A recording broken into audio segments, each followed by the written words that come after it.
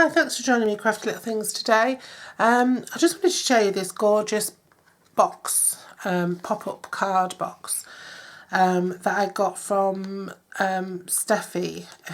She's on YouTube and her blog is Effie Ann Cards.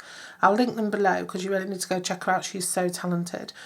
And she's in the same Stampin' Up group as me, team as me, and we do a swap every month. And last month it was a Halloween themed one, and this is what I got from her, and it's absolutely fabulous. Look at that, really cool, and I loved it, and everyone who saw it loved it. And then also I thought about one of my favourite projects, which was a welcome baby card, which was much bigger than this. It was 5 by 5 by 5 cubed, and it was a card very much like this. It folded flat and then it popped up, and then inside I put a tea light and I cut out around the edges so it made a little lantern.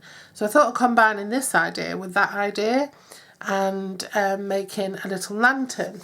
I wanted to make a little gift for somebody who'd achieved something quite significant, and I thought rather than just send a plain card, I'd send her this one, which I think are brilliant, from the What's the Occasions stamp set, using Painted Autumn DSP, using a little Easter Medallions die to cut out, backing it with some vellum, and then using some glimmer, pumpkin pie glimmer paper to catch the light, and then sending it to her with a little tea light, which you can't really see the effect of because it's daylight right now, but at night when that's a light it looks so pretty. The light bounces off this glimmer paper really well, and it glows really softly through this subtle vellum backed hole, and it just makes a really pretty little thing to put on. I'll try and take a little video of it face on at night so you can see the effects. It does look lovely, but a pretty little thing to put on the shelf or whatever the side, especially if you're not into Halloween and you just want a little bit of soft light glimmering away somewhere.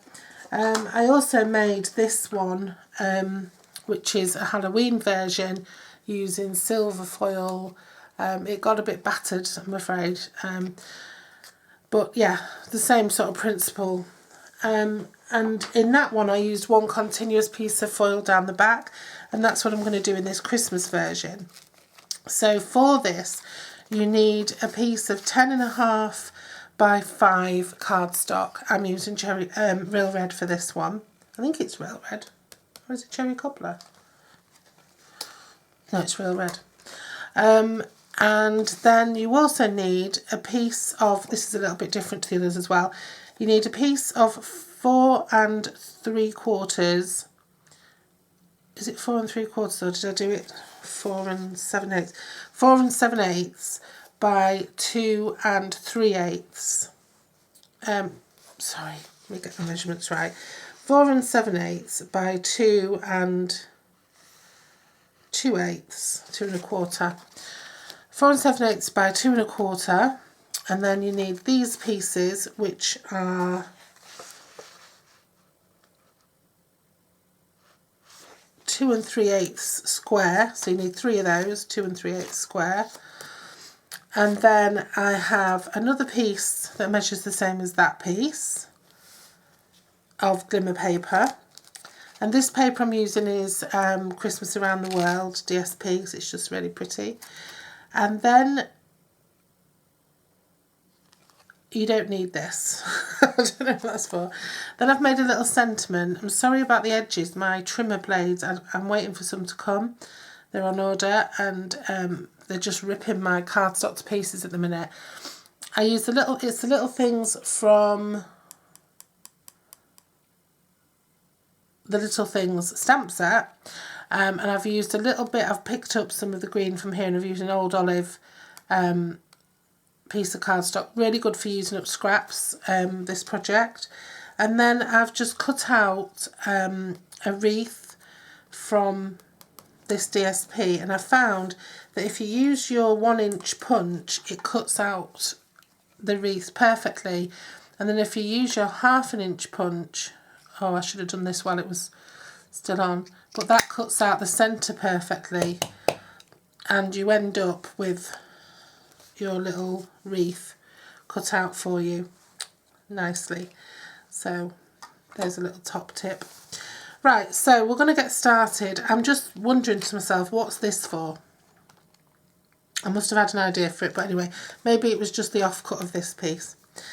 So what we need to do is we just need to think about our cutting after we've done our scoring. Let me just move those pieces out of the way, because we want the back flap to still be in existence, and we want that little piece of flap to come down the front. So when we're scoring, let's just take that into consideration. So we want to score at, on the long side, at 2.5, 5, 7.5 and 10. This will just be a little flap for gluing. And then we want to score at 2.5 all the way down. And now if we consider, this is going to be our back. This is going to be fold down to the side to the back. This is going to be the front. This is going to be the side. And this is going to be the back. Okay, so that's the back piece. So we need to keep this in. This piece, and this piece can be cut out. But this piece is our front piece, and we want that little flap. So at 3 3/4, just mark it through. 3 3/4, you just want to score a line there just to guide you with cutting, okay? And then that's all there is to that cutting and measuring. Sorry about that. Right, so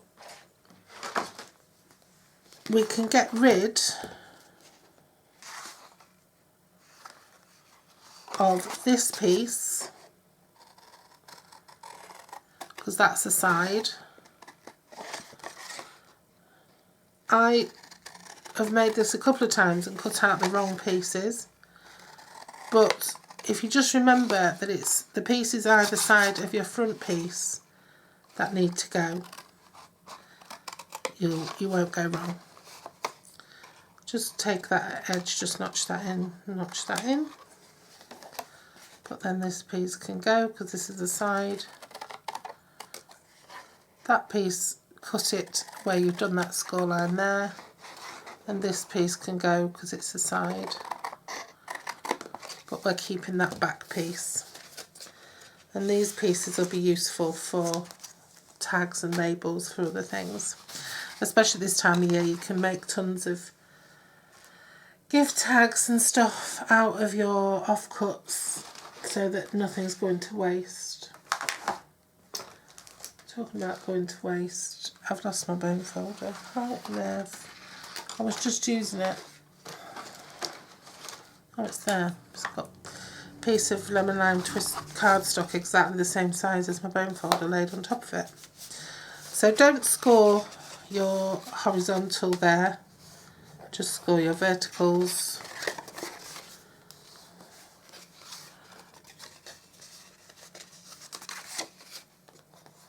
And remember, don't glue anything together yet because we're going to be die cutting. And then just fold that over because that's going to be that flap at the front. Now this measures less than 6 inches, so it'll go through your die, through your big shot perfectly well. What you need to do is stick on your panels first, because you obviously want to cut through both of the panels. Oh, the other thing I forgot to mention that you need, sorry, is a piece of vellum.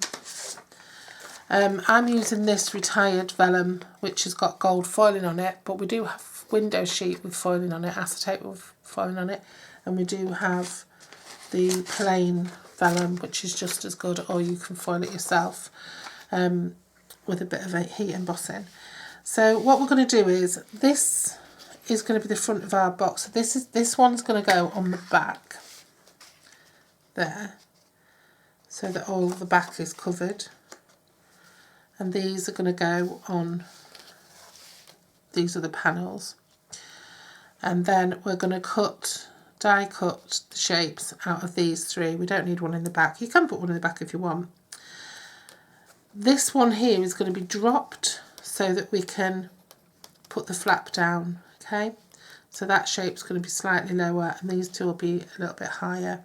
You can miss the flap off altogether, you can make the flap smaller, you can do whatever you want, but that's where we're going to sit our little sentiment. You could miss the flap off and put it on there, but I just think this little flap just made it look a little bit more finished. So use some Tombow and stick all of these panels on. Just quickly.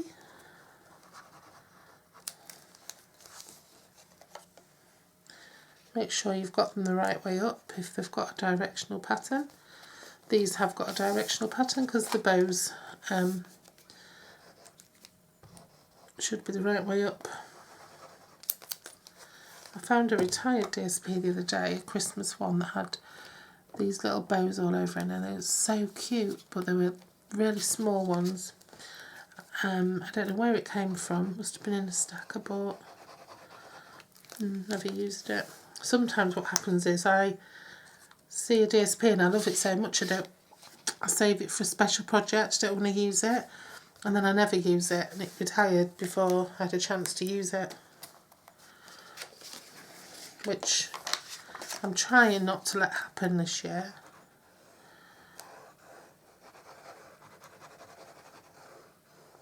Not that you can't use it once it's retired.